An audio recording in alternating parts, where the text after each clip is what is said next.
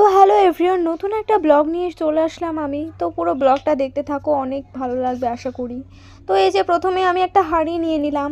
আজকে আমি রান্না করব, তো দেখা যাক কীরকম রান্না করি আমি। তো 1 মগ আমি চাল নিয়ে নিলাম।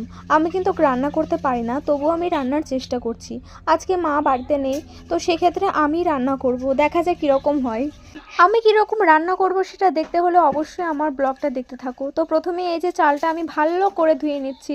আর এখন কিন্তু বাজে 8:30। তো আমি এখন রান্না স্টার্ট করে দিয়েছি, একটু পরে আমি স্কুলে বেরিয়ে যাব। তো এই যে আমি গ্যাসটা ধরিয়ে নিলাম। আর আমাদের কিন্তু টিনের বাড়ি, তো এভাবেই আমাদের রান্নাঘরটা তৈরি করা হয়েছে। আর অনেকেই বলেছে যে দিদি তোমাদের টিনের বাড়ি। তো হ্যাঁ, আমাদের টিনের বাড়ি, আমাদের পাকা বাড়ি নেই। তো আমরা খুব শীঘ্রই বানাবো, তো আমাদের পাশে থাকো তোমরা। তো প্রথমে দেখো একটা কড়াই আমি ধরিয়ে নিলাম। তো তারপরে এই যে মাছগুলো ভেজে নেব, তার আগে আমি একটা ন্যাকড়া দিয়ে এর উপর একটু মুছে নিয়েছিলাম। তো তারপরে দেখে নিলাম যে এই কড়াইটা গরম হয়েছে কিনা। তারপরে এই যে তেল দিয়ে দিচ্ছি। আমি রান্না ঠিক জানি না, মা আমাকে বলে গেছে, সেই অনুযায়ী আমি রান্না করছি। তো আমি এই যে প্রথমে মানে নুন হলুদগুলো আমার মা দিয়ে রেখে গেছিলো, যে কোনটাতে কীরকম নুন লাগবে কি না। তো ওগুলোই হলো আমি এই যে মিক্সিং করছি আর কি, মানে মাখিয়ে নিচ্ছি। মাখিয়ে এবার এই মাছগুলোকে ভেজে নেব। আর এগুলো কিন্তু ছোট ছোট মাছ ছিল, এগুলো পুকুরের মাছ ছিল। তো এগুলোই আমি এখন ভাজবো। তো এটা হলো ফলুই মাছ নাকি একটা মাছ বলে, সেই মাছ আমি ঠিক জানি না, তোমরা অবশ্যই কমেন্ট করে জানিও। তো এই যে গরম তেলে আমি দিয়ে দিচ্ছি। তো তোমাদের একটা গল্প শোনাই। একদিন আমি লুচি বানাচ্ছিলাম। তো লুচি বানাতে বানাতে তেলটা অনেকটাই ছিল।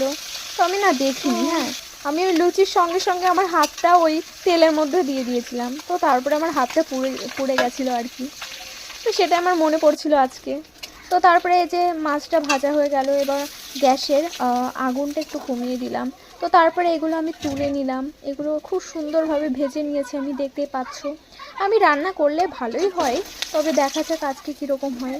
তো এই যে আমি তুলে নিলাম অনেকটাই। তো তারপরে ছোট ছোট যেগুলো ছিল মৌরলা নাকি মাছ, তো সেগুলো আমি দিয়ে দিলাম।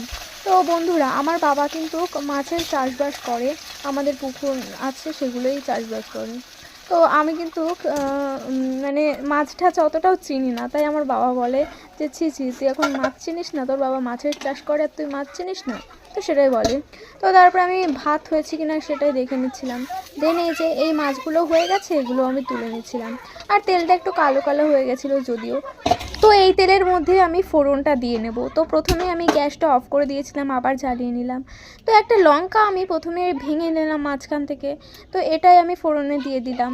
আর একটু আমার কাছে এই যে জিরে আছে, তো জিরেগুলো একটু দিয়ে নিলাম অল্প, যেহেতু